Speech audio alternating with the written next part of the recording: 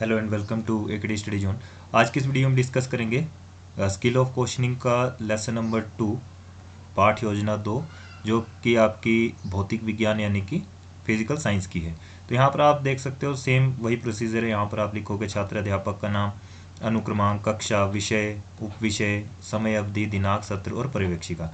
जो अनुक्रमांक आपका अपने हिसाब से लिख दीजिए, जो भी आपका कक्षा जिस क्लास का आपने लेसन लिया, तो ये 10th क्लास का लेसन है। विषय भौतिक विज्ञान आ जाएगा। उपविषय आपका जो टॉपिक है धातु और अधातु, उसके नीचे लाइन लगाएंगे और इन्वर्टेड कोमास में उसको क्लोज कर देंगे। नेक्स्ट अब यहाँ पर देखते हैं हम शिक्षण बिंदु, छात्र अध्यापक क्रियाएं, अध्यापिका क्रियाएं या फिर अध्यापक क्रियाएं, विद्यार्थी क्रियाएं, श्यामपट्ट कार्य, कौशल घटकों का प्रयोग।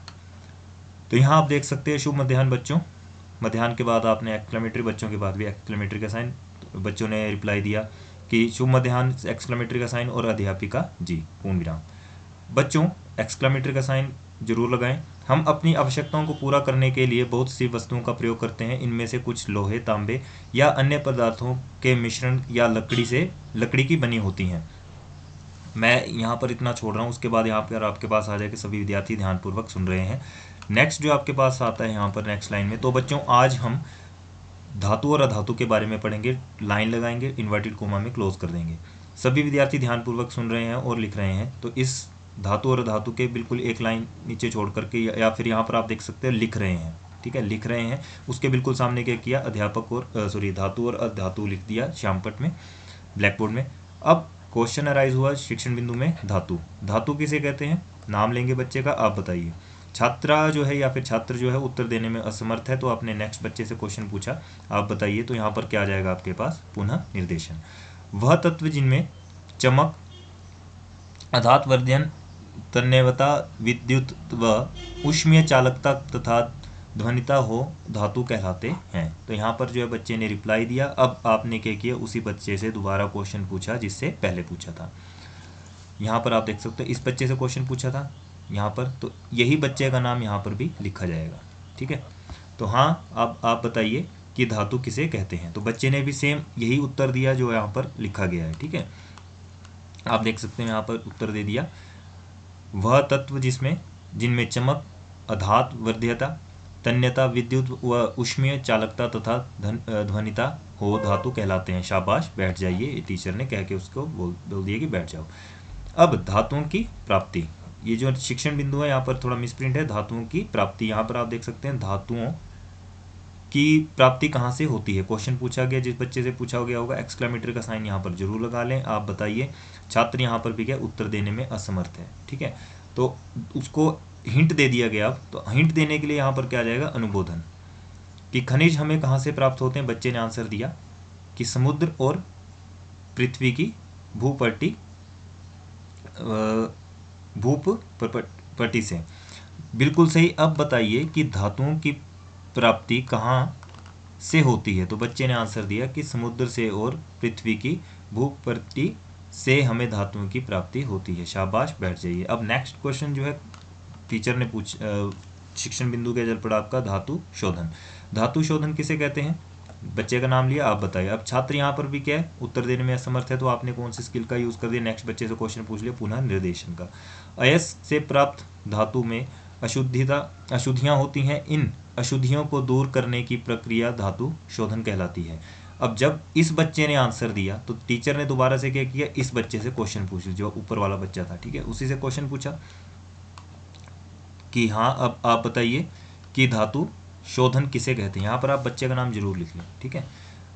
उस बच्चे ने आंसर दिया कि अयस्क से प्राप्त धातु में अशुद्धियां होती हैं। इन अशुद्धियों को दूर करने की प्रक्रिया धातु शोधन कहलाती है। शाबाश, बैठ जाइए। अब अगला शिक्षण बिंदु यहाँ पर क्या आ गया, अधातु। तो अधातु किसे कहते हैं, नाम लिया बच्चे का, आप बताइए। जब यहाँ पर नाम लिया उसके बाद आपके पास क्या आ जाएगा कि बच्चे ने आंसर दिया, धातुओं से विपरीत गुण रखने वाले पदार्थ अधातु कहलाते हैं। ये ऊष्मा और विद्युत के कुचालक होते हैं। अब टीचर ने क्या किया, थोड़ा और जानकारी के लिए क्वेश्चन पूछा कि अधातु के उदाहरण क्या हैं। यहाँ पर आपके पास क्या कौशल घटक आ गया, अधिक सूचना प्राप्ति। जैसे आपसे अधिक सूचना प्राप्ति की गई तो लकड़ी, प्लास्टिक, रबड़ इत्यादि बच्चे ने आंसर दिया। शाबाश, बैठ जाइए बच्चों। अधातु के बहुत से उदाहरण हैं जैसे कि लकड़ी, प्लास्टिक, पत्थर, रबड़ इत्यादि। सभी विद्यार्थी ध्यानपूर्वक सुन रहे हैं और लिख रहे हैं। बिल्कुल इसी के सामने अधातु के बहुत से, तो इसके सामने आप देख सकते हैं अधातु के बहुत से उदाहरण हैं, लकड़ी, प्लास्टिक, पत्थर और रबड़ इत्यादि आपके टीचर ने ब्लैक बोर्ड में लिख दिया। ठीक है, अब नेक्स्ट देखिए यहाँ पर प्रकृति शिक्षण बिंदु आ गए। धातुओं की प्रकृति कैसी होती है, बच्चे से आंसर पूछा गया, क्वेश्चन पूछा गया, आप बताइए। धातुओं की प्रकृति मुख्यतः कठोर होती है। अब यहाँ पर एक और क्वेश्चन टीचर ने पूछ लिया कि धातुओं और अधातुओं में भिन्नता क्या है। तो यह क्या हो गया यहाँ पर, पुनः केंद्रण। धातुएं चमकीली, तन्य और विद्युत की सुचालक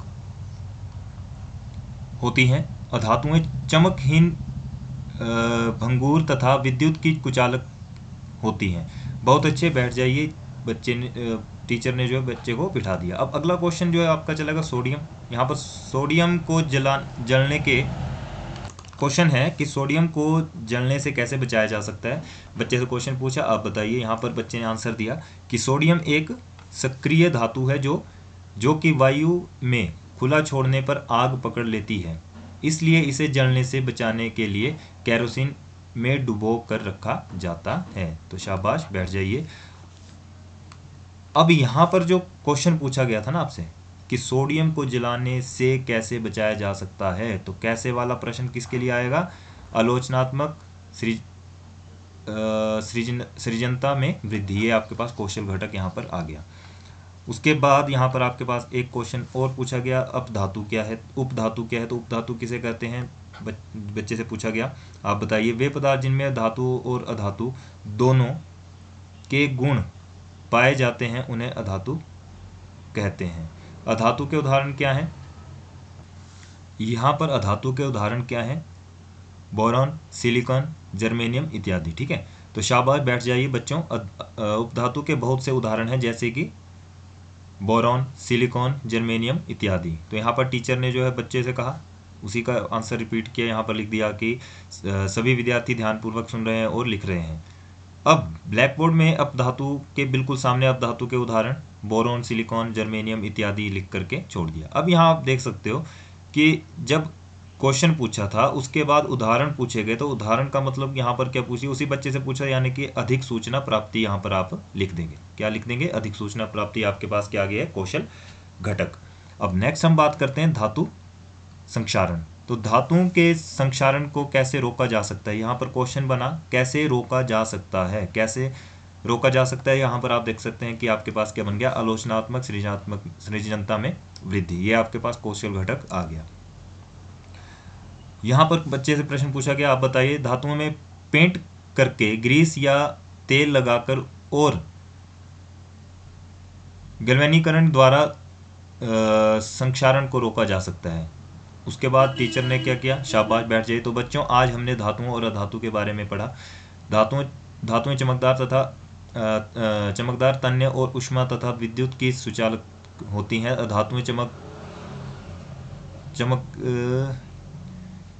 चमकहित, भंगुर तथा विद्युत और ऊष्मा की कुचालता होती हैं। जिन पदार्थों में धातु और अधातु दोनों के गुण को उपधातु कहलाती है। धातुओं में पेंट, ग्रीस और तेल लगाकर इन्हें संक्षारण से बचाया जा सकता है। सोडियम एक सक्रिय धातु है जो कि वायु में खुला छोड़ने पर आग पकड़ लेती है, इसलिए जलने से बचाने के लिए इसे केरोसिन ऑयल में डुबोकर रखा जाता है। तो इस वीडियो में इतना ही। अगर ये वीडियो आपको अच्छी लगी प्लीज़ लाइक, शेयर, कमेंट जरूर करें। और जिसने अभी तक चैनल को सब्सक्राइब नहीं किया प्लीज़ चैनल को सब्सक्राइब करें, ताकि जो भी नेक्स्ट आने वाली वीडियोज़ हैं उनकी नोटिफिकेशन आपको एकदम से मिलती रहे। तो AKD स्टडी जोन को आप जो है सब्सक्राइब कर लें। ठीक है, मिलते हैं फिर नेक्स्ट वीडियो में, तब तक के लिए थैंक्स।